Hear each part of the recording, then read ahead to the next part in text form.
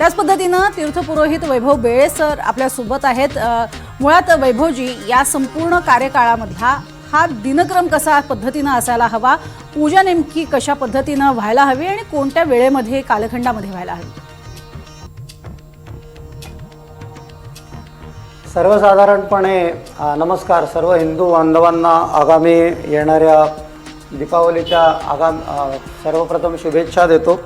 आणि यावर्षी जो काही लक्ष्मीपूजनाच्या संदर्भात संभ्रम निर्माण झालेला आहे, आत्ताच आपल्याला धारणे गुरुजी ज्योतिषाचार्यांनी सांगितल्याप्रमाणे ती तंतोतंत माहिती अतिशय बरोबर आणि खरी आहे की धर्मसिंधूमध्ये जे आपल्याला जे काही आधार दिलेले शास्त्राप्रमाणे, तर त्यानुसार आपण त्या मार्गदर्शनानुसार हे करावं।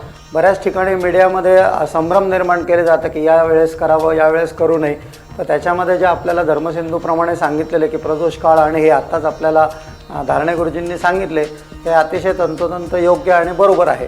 तर साधारणतः त्यातल्या त्यात आपण मुहूर्त बघितला तर 21 तारखेला सायंकाळी 6 ते त्याच्यानंतर 2 तास 24 मिनिटांपर्यंत हे आपण लक्ष्मीपूजन करावं।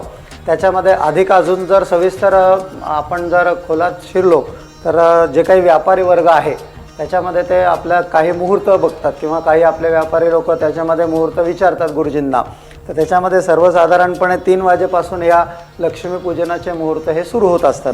त्याच्यामध्ये 3 वाजून 4:30 मिनिटांपर्यंत, 6 वाजून साधारण 8:30 वाजेपर्यंत, आणि रात्री 10:30 ते 12 वाजेपर्यंत हा साधारण त्यातल्या त्यात अजून अधिक सविस्तर जर आपण मुहूर्त पाहिला तर हा कालावधी आपल्याला शास्त्राप्रमाणे हा सांगितलेला आहे लक्ष्मीपूजनाच्या दिवशी।